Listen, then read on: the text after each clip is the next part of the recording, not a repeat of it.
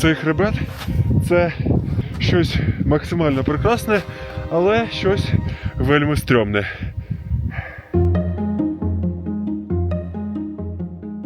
Цей хребет простягається до оповитої легендами військових часів гори, на якій перлиною блищить найбільш ізольована хата Доломітових Альпів. І коли я дізнався про існування цієї химери, вирішив, що одного дня неодмінно хочу сюди потрапити. Та окрім, вочевидь, позамежної естетичної складової, це сходження стало моїм найважчим випробуванням у горах. І, можна сказати, відкрило нову сторінку у моїх стосунках із ними. Якщо ваша вечірка виглядає не так, то навіть не думайте мене кликати. Та до цієї вечірки, як може пам'ятаєте в попередньому відео, ми з моїми друзями Кирилом та Олею на їхньому бусі катались різними цікавими місцями Доломітів. І дорога, зрештою, привела нас до однієї з найгарніших частин регіону – національного парку Тречіме. Або в перекладі «Три вершини» на честь ось цього неймовірного скельного тризуба. Він тут є найголовнішим символом і, як положено символам, на шляху до нього стоїть найвідоміший шлагбаум Доломітів. Тут перевіряють обов'язкове попереднє бронювання, яке коштує від 40 євро за автівку і на півдня дає доступ до гірської дороги і мальовничого паркування, від якого стартує одна з найвідоміших стежок у цих горах.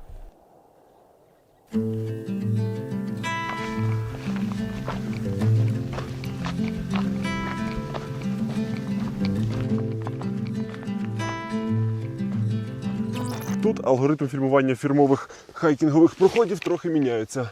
Поставив камеру, почекав, поки пройде група туристів, і потім тільки пройшов сам.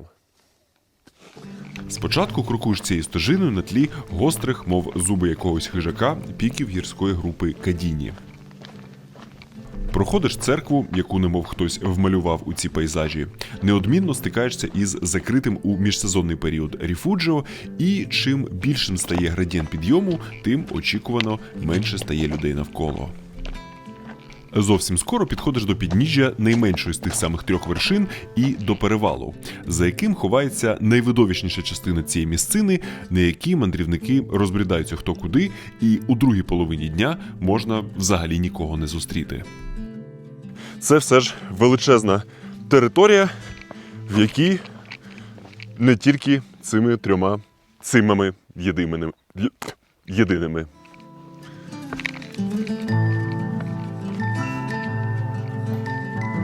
По-перше, це, звісно ж, усі доломітські візуальні смаколики навколо – вершини, каньйони і прекрасні озера. А по-друге, історична спадщина Першої світової війни. Саме тут проходила лінія фронту між італійцями та австро-угорцями і, наприклад, сусідня до трьох вершин гора Патерно була одним із останніх форпостів італійців. І її перетворили на справжню фортецю, прокопавши сотні метрів тунелів зі складами та дзотами, частина з яких відкрита для відвідування і досі. З вершини цієї гори відкривався найкращий огляд на австрійські позиції, тому на ній був встановлений величезний прожектор для спостереження і коригування артилерії. В цих горах тоді всюди були розбудовані бараки, склади і медпункти. І досі можна знайти більш ніж 100-річні залишки від тих споруд. І якщо б не вони, складнувато було б повірити, що це колись були одним із найнебезпечніших місць планети. А над фантастичними трьома вершинами щоденно свистіли артилерійські снаряди. Чим ближче проходиш, тим більше вражає велич та геометрична краса цього прекрасного тризуба. Недарма він, до речі, вважається однією з мек скелелазіння у світі. Зокрема, пласка та, здавалося б, неприступна стінка найбільшої Чима Гранде є однією з 6 так званих великих північних стінок Альпів, надскладних скелелазних маршрутів, перші сходження якими вважалися справжнім подвигом у епоху альпіністських відкриттів у 1930-х. В мої ж плани в той день жодних альпіністських подвигів не входило, лише неспішне насолодження тречімськими пейзажами.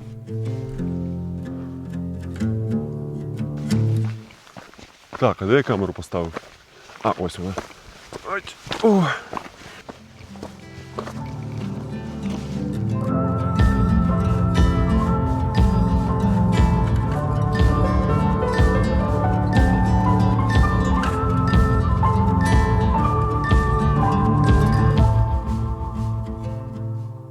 З плином часу людей стає ще менше, і після заходу сонця залишились лише фотогурмани, які хотіли насолодитись тим, як доломіти через свій унікальний хімічний склад по-особливому яскраво фарбуються у абсолютно марсіанські кольори.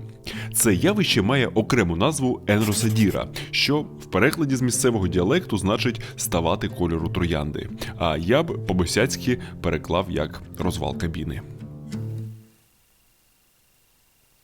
Коли я тільки вийшов з паркування і побачив натовп туристів на стежці, подумав, що ця локація здасться мені надто переоціненою. Але зараз вже, після цього неймовірного заходу сонця, на цьому медитативному поверненню до паркування, розумієш, чому вважається однією з головних перлин Доломітщини.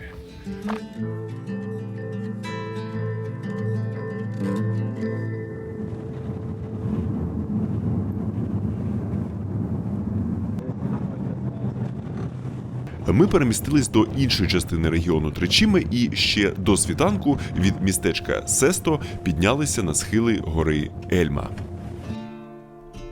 Звідси відкривається гарний краєвид на одне з унікальних доломітських природних явищ – так званий сонячний циферблат Сесто. Ще у давні часи фермери з долини запримітили, що сонце у зимово-осінній період у певний час проходить чітко над вершинами навпроти – о 9, 10, 11, 12 та, відповідно, 1 годинах. Це найбільш масштабний такий природній сонячний годинник у світі, і саме 11-та вершина стане місцем подій у подальшій пригоді. Взимку же схили гори Ельма – це популярна зона гірськолижного катання, яка в той осінній день стояла у інтровертному очікуванні перших снігів.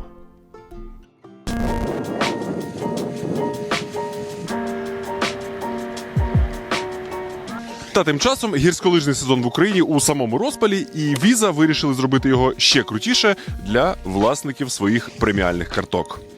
Зокрема, в Буковелі у багатьох закладах можна отримати безкоштовний комплімент або знижку. З урахуванням тамтешніх цін дуже приємно. Також знижку можна отримати у готелях Рібас, Глейшер і у Ліс у Ворохті.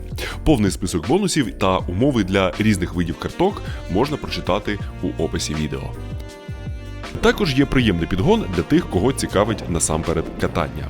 Це кешбек до 50% на прокат спорядження та скіпаси. Повний список курортів та усі умови, знову ж таки, за посиланням у описі відео, але загалом працює це ось так. Легким рухом однієї руки тією самою карткою оплачуємо скіпас, фотографуємо чеки, відправляємо їх та ще трохи додаткових даних до чат-бота Visa Ukraine і чекаємо на кешбек.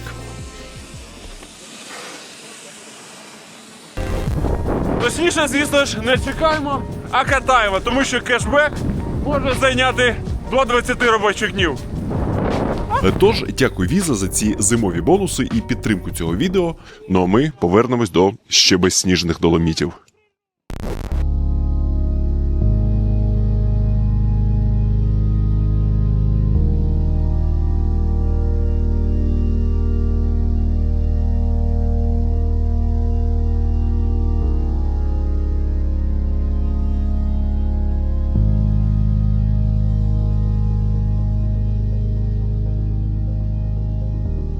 В той ранок ми впіймали справжнє Доломітське море. Низьку хмарність, яка перетворила околиці на декорацію до Інтерстеллара і змусила зустрічати світанок із відвислою щелепою.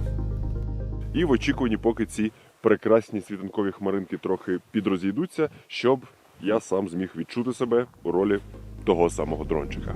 Сюди ми піднялись разом із Мануелем і Хансом Пітером, двома німецькомовними мешканцями долини, які єдині у регіоні 3 вершин займаються комерційними польотами на параплані. Мануель суміщує цей бізнес із роботою у тутешній рятувальній службі. І так співпало, що він заочно був зі мною знайомий раніше, ніж я з ним. Та про це розповім згодом.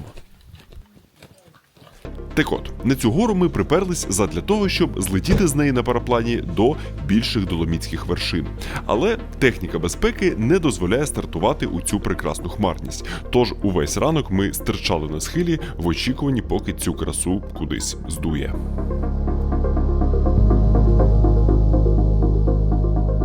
В якийсь момент вже здавалося, що ця ковдра затишно накрила долину на увесь день, але диво таки сталося. В долині з'явився невеличкий просвіт, в мене на голові з'явився цей чудернацький шолом, а це значить, що ми готуємось до зльоту.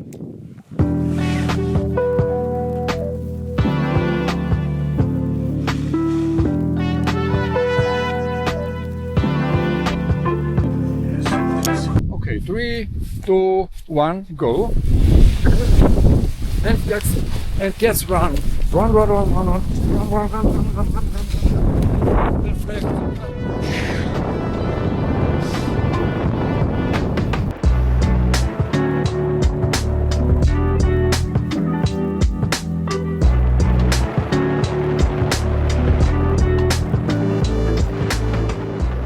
Пілот, мабуть, трохи не зрозумів мій непорушний спокій у небі і вирішив додати трохи адреналіну і почав закладати віражі, щоб трохи збадьорити мене та мій вестибулярний апарат. За планом, після цих піруетів ми мали би взяти курс на той самий гірський циферблат. І наша подальша подорож виглядала би приблизно ось так. Такими відео в їхньому інстаграмі я і спокусився на цю авантюру. Але, на жаль, через, за словами Ханса Пітера, надто непередбачуваний вітер і обмаль часу, ми після 15 хвилин кружління над долиною пішли на зниження на найближчих городах. It's all okay. Я? Perfect, thank you. На жаль, через погоду не вдалося здійснити довший політ через усю долину, але, як казав Ханс Пітер, адреналін був достатній. Та справжній адреналін стався не у небі, а коли ми вирушили до того циферблату наземним шляхом після ночівлі прямо біля початку маршруту.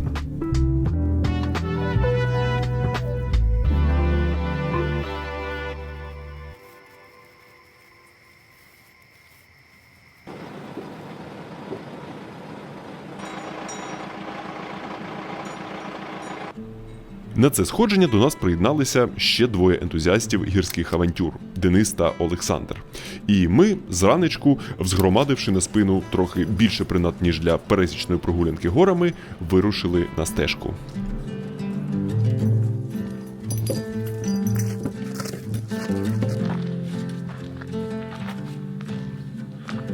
Починається все із довгого підходу більш-менш туристичним маршрутом, який досвідченим горолазом здається нудним, а мені норм.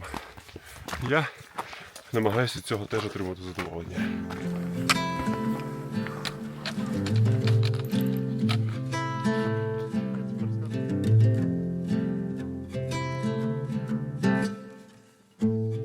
Це той самий класичний випадок, коли пару годин монотонно крокуєте вгору з важким диханням і не менш важкими наплічниками, а потім перед поглядом раптово виринає візуальна нагорода.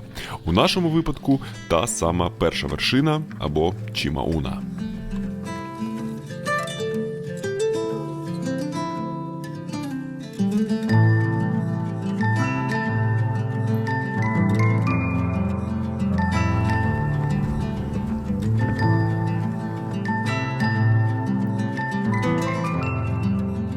Після перших 700 метрів набору висоти зробили свою першу велику зупинку на галявинці біля місцевої колиби, від якої в різні боки розходяться різні гірські маршрути. Погодували себе, погодували місцевих птахів і продовжуємо нашу невеличку мандрівку.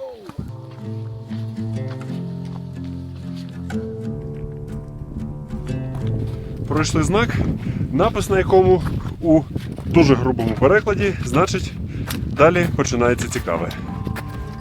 Насамперед, цікаве у тому, що з цієї стежки вперше добре проглядається гора, на яку ми оце зібрались. Вершина 11 або Чимаундічі.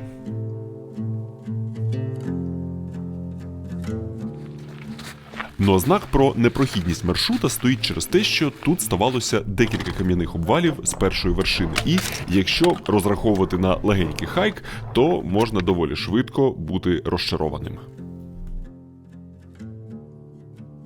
Пройшли ділянку такої неприємної сипухи, долину, в якій мало би бути озеро, але трохи зараз підвисохло. І продовжуємо набирати. Це поки що головний тренд сьогоднішнього дня.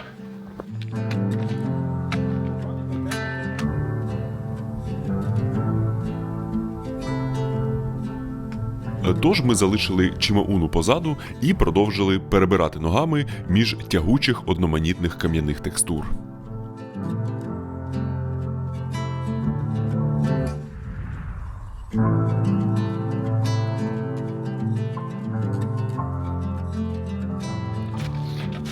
Зайшли у такий величний гірський цирк, в якому постійно лежать сніги.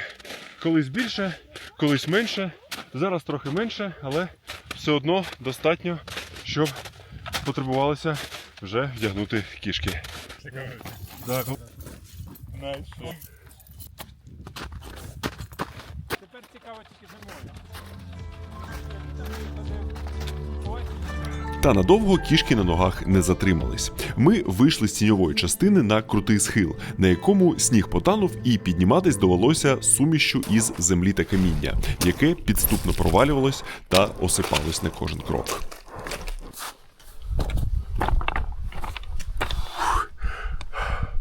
Це прям дуже тяжко. І насправді усе це до того було, так би мовити, трансфером до місця нашого справжнього старту.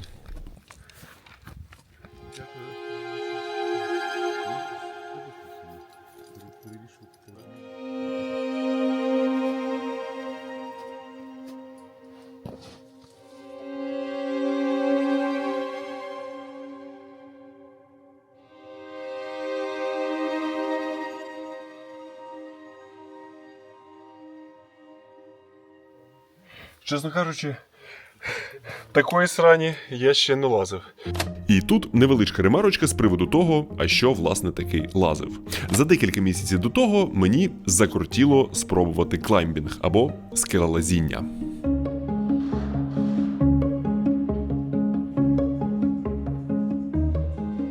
І вже не пам'ятаю, чому саме мені в голову прийшла ця геніальна ідея корячитись на тих зачіпках, але дуже поволі я відчував прогрес і став регулярним відвідувачем місцевого скеледрому. Я чи не щотижня сюди приходив тренуватись у сподіванні, що стаю трішечки більше готовим до різних гірських пригод. Та до Доломітів гірські пригоди переважно обмежувались нечастими виїздами до найближчої кам'яної стіночки із подібними ентузіастами. Тобто були в мене якісь скельки, були якісь тренування на скеледромі, але так, щоб скеля була прям частиною шляху, яку обов'язково треба подолати, це вперше. Ну, сподіваюсь, не востаннє. Треба розуміти, що це не Віа Феррата із провішеними всюди страхувальними тросами, а справжній альп-маршрут, де маєш довіряти насамперед собі, своїй команді, вашій мотузці і скелям. Оля, як тобі це виглядає все? Поки не зрозуміло, тому що дуже рихлий камінь. Типу, ти берешся за нього і він лишається в тебе в руках. Це сувенір. Вибач, це нервові жарти. Бо я трохи підсикую.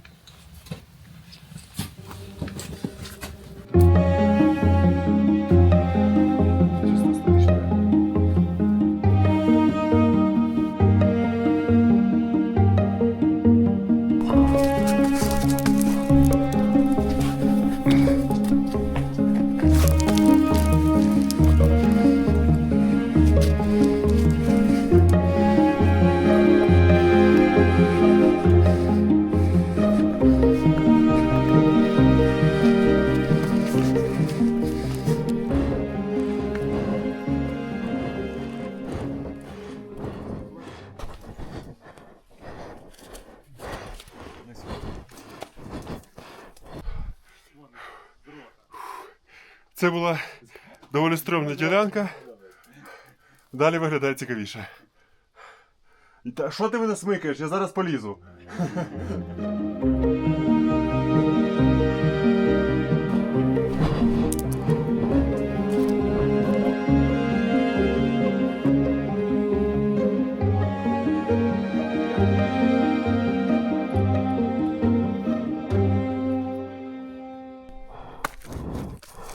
Все було набагато більш захопливо, але, вочевидь, набагато більш лячно, ніж скеледром, навіть з урахуванням того, що ви ніби підстраховуєте один одного мотузкою.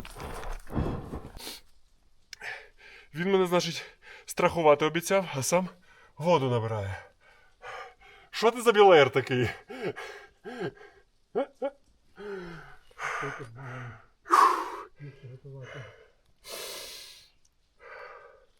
Да, отакі доломіти я десь собі уявляв. Уявляв їх саме такими багатошаровими і неприступними, але зовсім не уявляв такими крихкими. Якщо неуважно переступати чи хапатись, то можна було відправитись униз разом із сувеніром.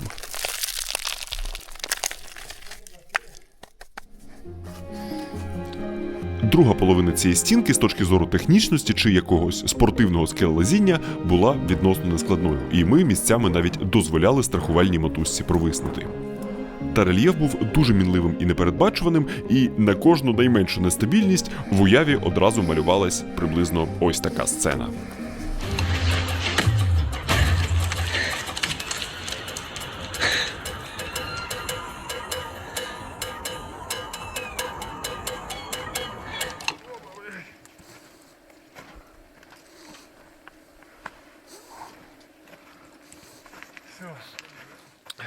Тільки що, можна сказати, проліз свій перший справжній скелелазний маршрут у Великих Горах. Причому цей маршрут був не просто так для розваги, а тому що інакше до місця нашого призначення не потрапиш.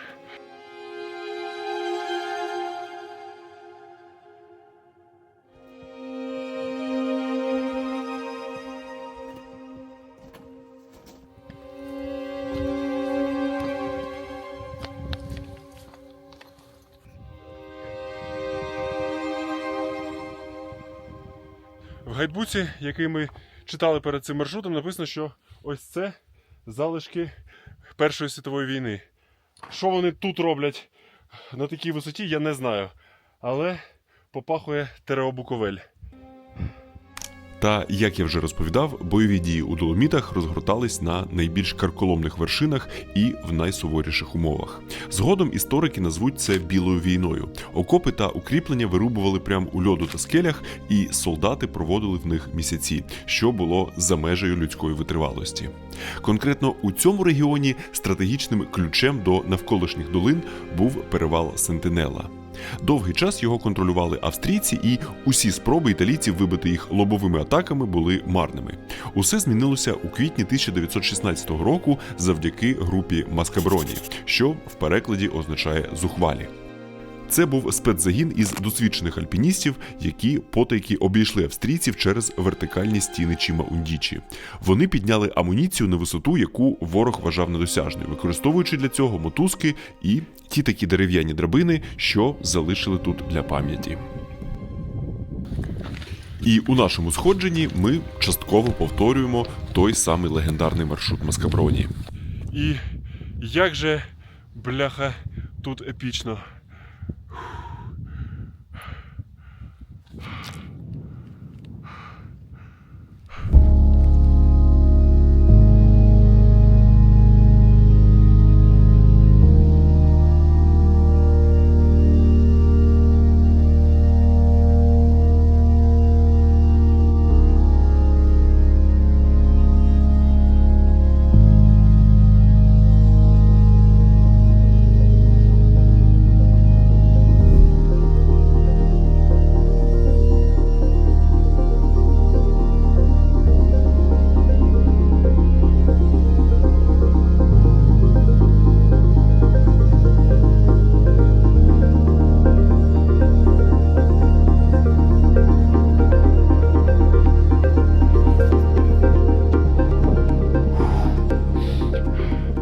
Цей хребет – це щось максимально прекрасне, але щось вельми стрьомне.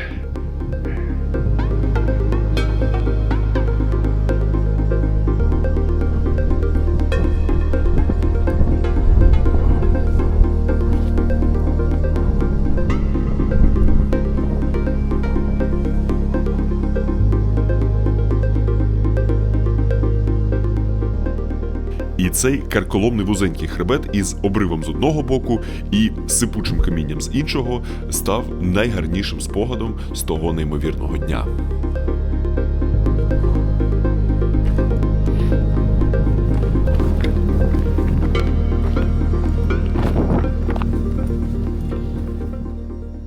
Єдине, про що можу шкодувати за це сходження, це те, що не встигли до хатини до повного заходу сонця. Але хай це буде найгіршим, що стається у горах.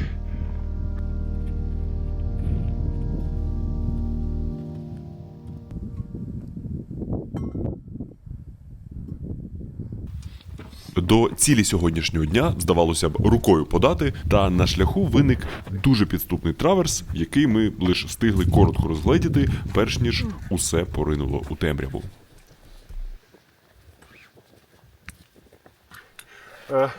До хати не вдалося потрапити і близько на захід сонця.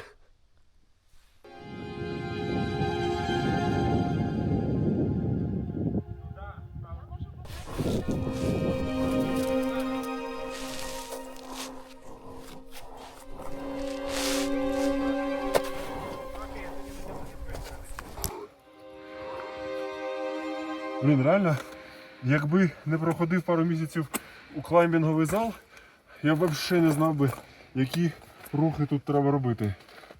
Мабуть, найкраща практична навичка, яку я отримав за цей рік.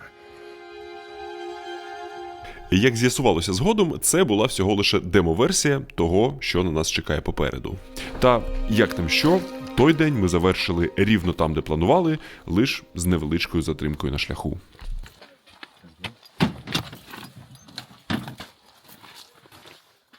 Ну, тобто, концептуально ми сьогодні весь день хайкали, скелелазили. Оце нічне подолання, незрозуміло чого, заради того, щоб заночувати у якомусь контейнері на схилі. Але це не просто контейнер. Та про це я розповім вже зранку, тому що хочеться пожерти і просто виробитися спати.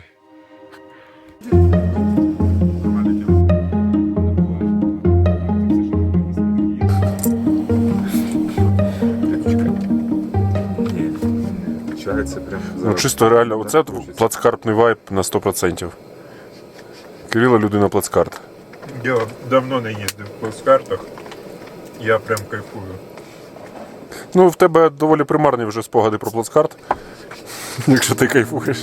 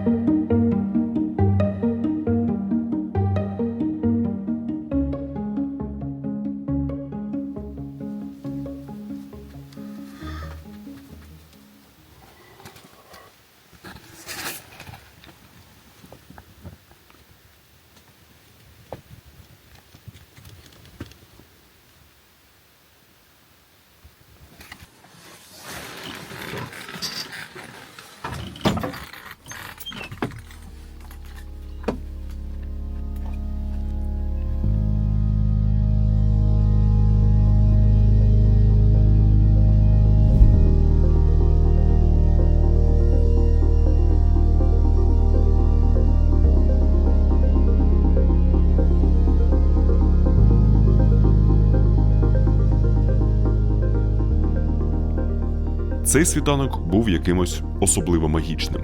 Мабуть, це за рахунок контрасту між заповненими густими холодними тінями, гострими голками нашої гори та теплими промінями, що підсвічували долини навколо.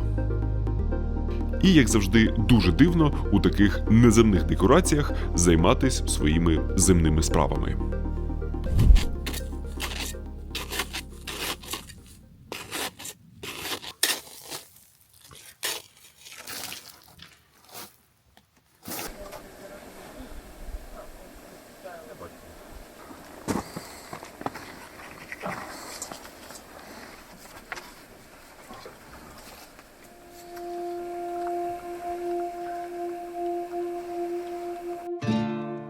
Отже, це в нас типове альпійське бівакко, яке завжди відкрито для тих, кому треба заночувати у такому от нетиповому місці. І якщо у вас раптом виникло питання, а що як сюди прийде одразу декілька груп, то якось вже будуть ютитись у цій рукавичці. Всередині у 3 рівні 9 ліжок, що складаються, до них у комплекті стільки ж матраців, подушок і теплих ковдр. Стіни дуже щільні, утеплені деревом зсередини і оббиті алюмінієм ззовні. І, попри дуже холодну ніч, спати було не сильно холодніше, ніж у зимовій квартирі при відключеному опаленні. Тут завжди є базовий посуд і якісь припаси їжі, які можна взяти, а можна навпаки залишити щось наступним гостям. Ну а щоб усе це діло ненароком не перевернулося у прірву, воно надійно закріплено прихованими тросами до скельної породи. Що важливо розуміти про цю хату, так це те, що окрім своєї безмежної інстаграмності, вона має неабиякий історичний контекст. Воно носить назву Бівакко дей Маскаброні, адже саме на цій вузькій гірській полиці під час своєї зухвалої місії розбив тимчасовий табір той самий високогірний спецзагін. І вже у 60-х на цьому місці в пам'ять про них і створили це бівакко. Частину матеріалів закинули гелікоптером на сусідню вершину, перенесли сюди і тут же і зібрали. Тобто так, це не просто бівакко для ночівель, а справжній історичний меморіал. І це просто неймовірно вдалий приклад пам'ятування. Через цю буду над обривом історією Маскаброні зацікавились якісь мандрівники з України, які просто хотіли заночувати тут на висоті майже у 3000 метрів, перш ніж знов вдівати усі свої гірські принади і лізти далі на Чимоундічі.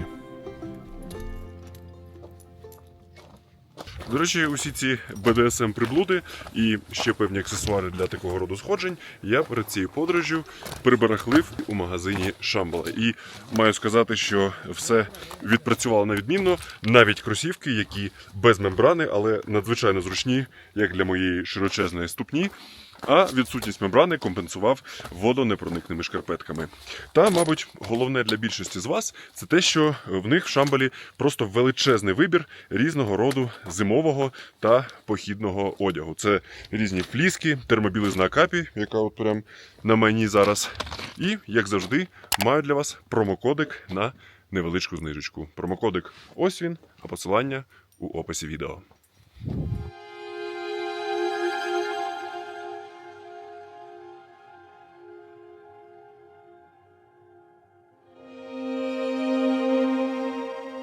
Маршрут наверх іде через крутий загрозливий кулуар, який знизу здається абсолютно непрохідним. Пролізли першу діляночку, і вона була максимально сипучою. Настільки, що аж стрьомно було брати камеру це знімати. Далі виглядає вже стабільніше, але зі снігом.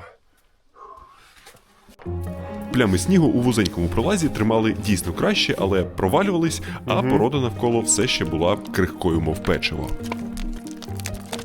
І доводилося неабияк вигинатись і розпиратись, щоб шукати надійніші точки опори. Клуб унікальних позицій, щоб хоч якось уникати сипухи. Це капець.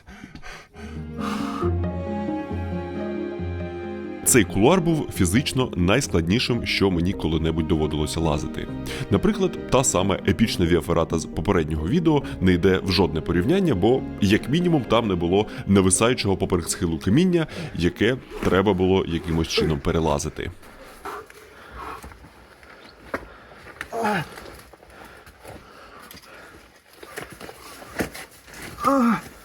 Диви, який я. Скачемо далі нагору.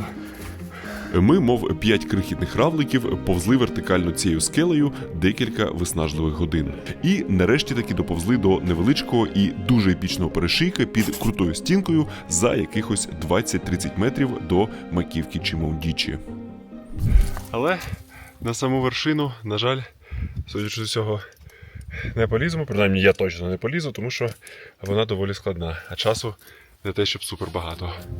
Насправді, фізично ми були готові витратити годинку-другу на останній ривок туди-назад на вершину, але присвятили час плануванню нашого спуску і встановленню усіх необхідних страховок. І в мене так змерзли пальці на ногах, що коли я просто стану на тверду землю, я буду бігти до паркування так, що в мене просто будуть п'ятки видавати 50 кДж на секунду і горіти. Але я поки що можу про це лише фантазувати. Холодно.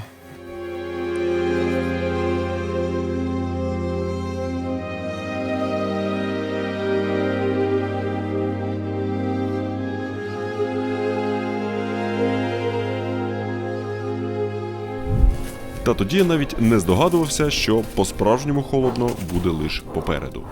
Ми подолали Рубікон того самого перешийка і почали спускатись з мерзлою тіньовою стороною Чіма Ундічі. І від думки, що це якийсь просто самогубний план, рятувало лише те, що саме цей напрямок був вказаний у путівнику, і на шляху в скелю були вбиті кільця для закріплення мотузок. Щоправда, таке відчуття, що деякі з них висять там ще з часів Першої світової. І цьому ми маємо довіряти своє життя.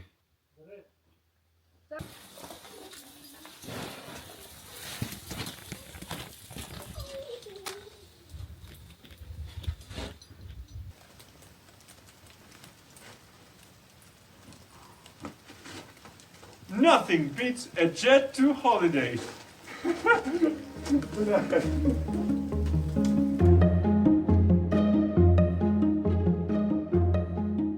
І якщо намагатись проаналізувати горизонтальну швидкість проходження цієї скельної фортеці, то вона, скоріш за все, була близькою до нуля. Адже постійно доводилося підніматись і спускатись закрижанілими кулуарами і дуже поволі, крок за кроком, проходити засніжені вузькі траверси.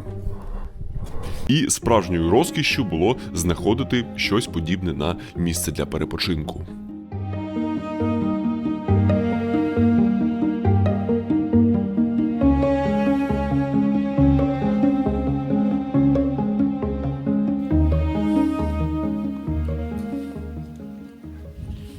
Вперше за останні десь години-дві опинилися в якійсь сонячній ділянці. Насолоджуюсь цим поки можу, тому що далі ще лізти і лізти.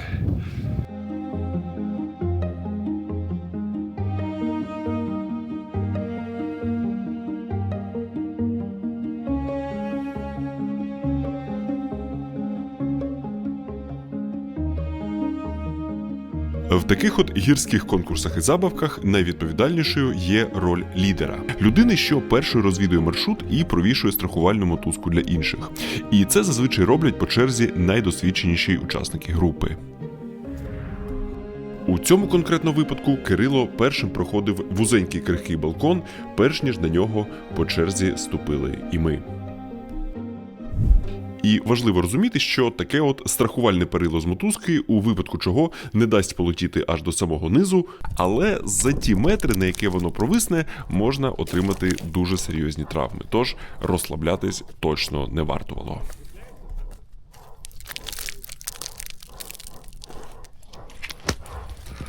Ти знаєш, в такі моменти для щастя потрібно дуже мало. Просто знайти камінчик, який, бляха, не хитається.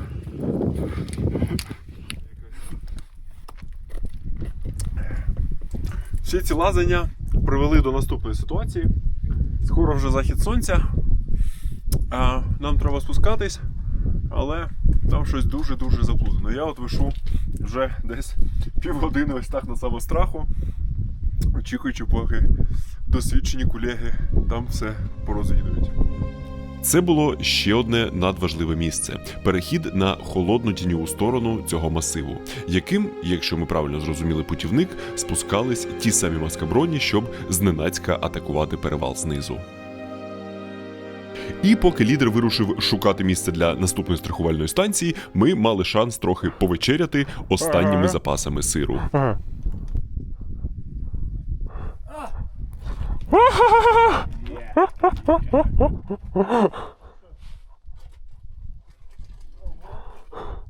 І усі ці процеси зайняли більше часу, ніж ми собі розраховували.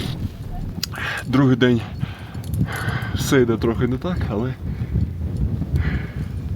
як же це прекрасно.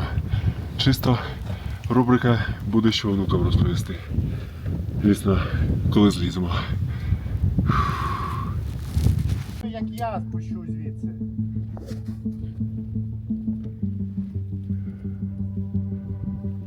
наприклад, краще владу. Його то Після заходу сонця вигляд гір завжди змінюється до невпізнаваності. І те, що і без того виглядало непросто, зараз здається якоюсь зловіщою безоднею. Наш спуск проходив крутим кулуаром, в якому треба було відшукувати більш-менш стабільні камінці і закріпляти на них страховку, на якій потім доводилося гуртом висіти в очікуванні своєї черги на спуск. Якщо ваша вечірка виглядає не так, то навіть не думайте мене кликати. Нічого, зараз кальянчик принесуть і нормально посидим. Повисим. Повисим. Але це був один із останніх моментів, коли в мене було бажання жартувати. Кулуар, який вдень можна було спустити за декілька годин, зайняв у нас усю ніч. Насамперед сповільнювала, вочевидь, густа непроглядна темрява, в якій зовсім не розумієш, що чекає за перегином, і боїшся звернути не туди і опинитись у якійсь прірві.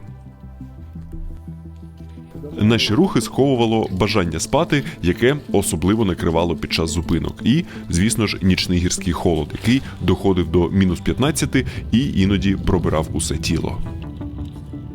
І насправді по спорядженню ми були достатньо підготовлені та утеплені. На мені, наприклад, в один момент було 5 шарів одягу, але головним промахом стало найважливіше – взуття. Ті самі зручні скелелазні кросівки, що гідно пройшли через усі доломітські пригоди, явно не розраховані на стояння усю ніч на снігу. І навіть у 2 парах шкарпеток із хімічною грілкою ступні промерзали до болю. І на ось цій, здавалося б, романтичній світлині під зірками Денис під час однієї з зупинок допомагав мені загорнути ноги у рятувальну ковдру, щоб трохи відігрітись. Від того, щоб викликати рятувальників, утримало те, що ми, хоч і повільно, але рухались правильним маршрутом. І словами не передати полегшення, коли ми нарешті таки вийшли до того самого перевалу Сентинелла, і потім від нього вже трохи відігрітими ногами крокували, тримаючись за місцеву історичну віаферату. Що значило, що тепер вже ми точно якось спустимось донизу.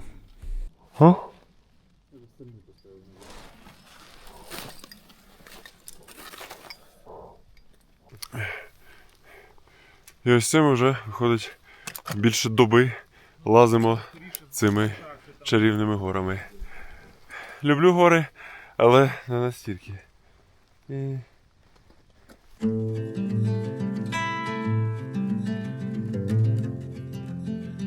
Неприступні стіни легендарної 11-ї вершини змінили моє уявлення про те, якими суворими можуть бути гори і наскільки складно іноді по-справжньому їх доторкнутись. І нашою головною помилкою тоді було те, що за усіма альпіністськими поняттями стартувати з того самого бівакко треба було ще затемно, а не попивати каву в очікуванні, поки зійде сонце. І добре, що усе тоді для нас обійшлось лише неймовірними краєвидами, досвідом та спогадами, які, щоправда, у день після спуску були дещо обривистими. Наприклад, пам'ятаю, як у першому ж лепшому закладі у підніжжя просто поглинув якусь місцеву тірольську пательню із капустою і м'ясом, але не пам'ятаю, якою вона була на смак. Пам'ятаю, як епізодично відрубався спати у автобусі до нашого паркування і як відписували потім на усі повідомлення за пару днів з обмеженим зв'язком. Як у напівсонному стані перебирали спорядження і продовжували від'їдатись, дивлячись на той гірський циферблат, але вже з безпечної відстані.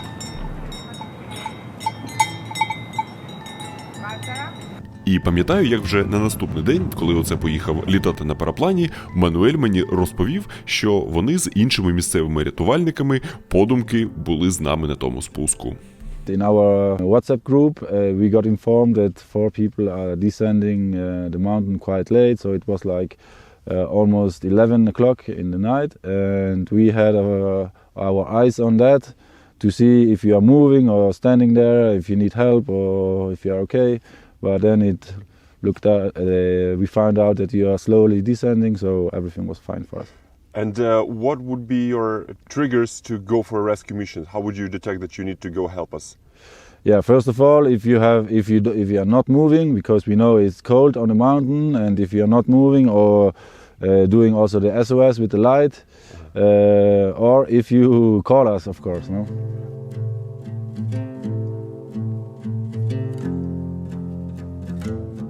І пам'ятаю, що у наступні дні, як ніколи, отримував задоволення від просто прогулянок рівними стежками, коли впевнений у кожному своєму кроці і можеш споглядати такі самі прекрасні доломіти, але у безпеці і відносному теплі. Я сюди приїхав через день після того незабутнього кулуару Маскаброні, і поруч зі мною фільмували щось якісь фотографи, і чим дедалі прохолодніше ставало, з тим як сідало сонце, вони на себе вдягали якісь пухани, мембранки, шарфи, шапки. А я стою такий в одній флісці, думаю, ну, плюс 10 і плюс 10, ніби не так вже і погано. Пляж на затоці, можна сказати. Так що усе пізнається у порівнянні. А Тречіме, як і Чимоундічі, як і інші Доломітські гори, без жодних порівнянь, абсолютно прекрасні.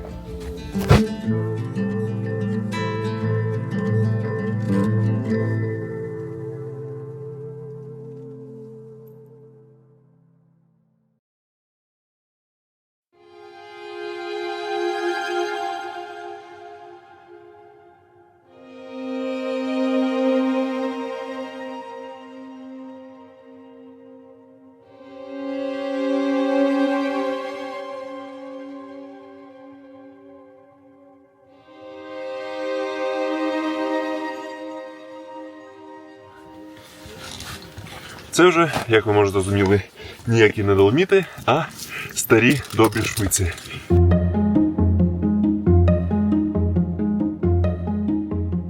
Це була друга половина грудня. За пару днів до того, як Карпати почало засипати снігом, і Шпиці тоді тільки ледь-ледь були присипані біленьким. І було таке дивовижне відчуття, що на календарі і на термометрі вже та якби зима, а навкруги ніби ще осінь.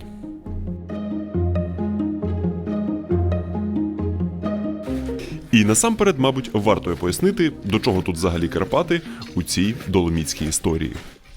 Настільки надихнувся в Доломітах усім цим скелелазінням, що записався на невеличке навчання цьому ділу у, відповідно, Карпатах.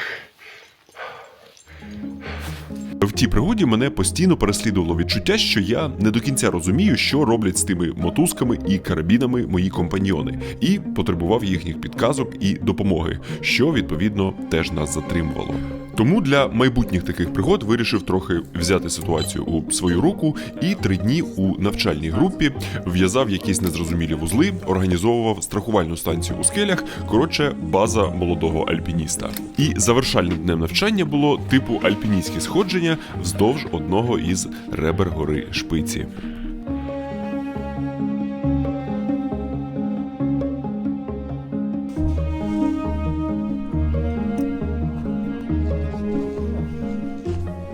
Ми працювали у зв'язках і приміряли на себе ролі білеєра, людини, яка стоячи на безпечній станції страхує, і того самого лідера, який першим лізе угору, розвідує маршрут і першим, відповідно, бачить усе прекрасне навколо.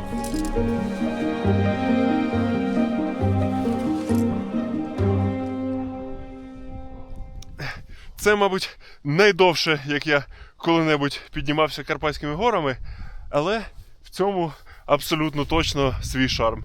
І набагато безпечніше, ніж на тій Чимоундічі.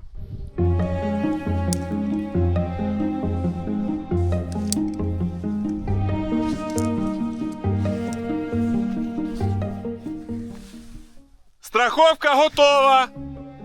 Ми відпрацьовували усі ті маніпуляції, які треба робити на більших крутіших підйомах. Страхувати партнера мотузкою, потім знову лізти вгору у пошуках достатньо стабільних скель і в них знову за допомогою дивної форми залізяк та якихось петель робити нові страхувальні станції. І на тих станціях потім знову стояти на місці і повторювати ті самі маніпуляції. У зимовому карпатському брізі ще й однією змерзлою рукою дозвілля, скажімо так, трохи менш комфортне, ніж прогулянки гірськими схилами.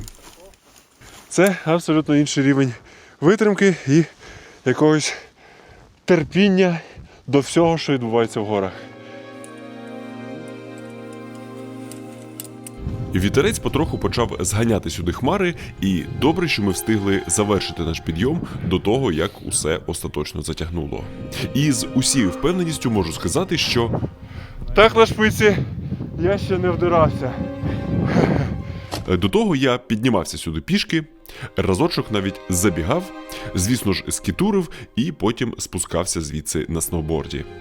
І може це прозвучить трохи пафосно, але на цей раз одна з найчарівніших карпатських гір виступила для мене в ролі тренувального майданчика. Але колись шпиці були для мене свого роду чимою ундічі. Все знову ж таки пізнається в порівнянні.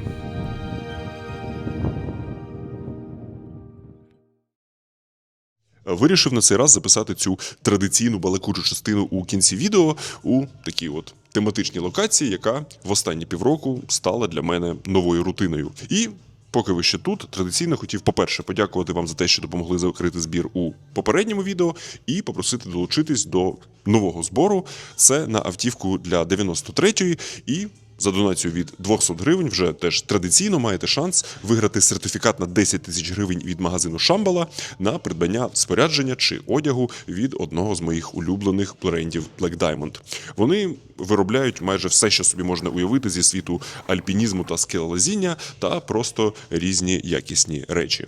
Тож, долучайтесь за ось цим QR-кодом або посиланням у описі відео і пам'ятайте, що кожна гривня все ще є важливою. Ну і сподіваюся, ви не надто там нервували, коли дивилися це відео. Все завершилося добре, без жодних обморожень. Ну, з невеличкими обмороженнями, але без жодних наслідків. І що б я тоді не казав тієї ночі, що більше ніколи не впишуся у подібну авантюру, зараз все ж сподіваюся, що у майбутньому чекають не менш цікаві пригоди у не менш величних місцях. Звісно ж, з урахуванням усіх уроків, що ми винесли з тієї Чимаундічі. Ну і, як завжди, дякую вам за те, що подивилися це відео, і побачимось у наступному.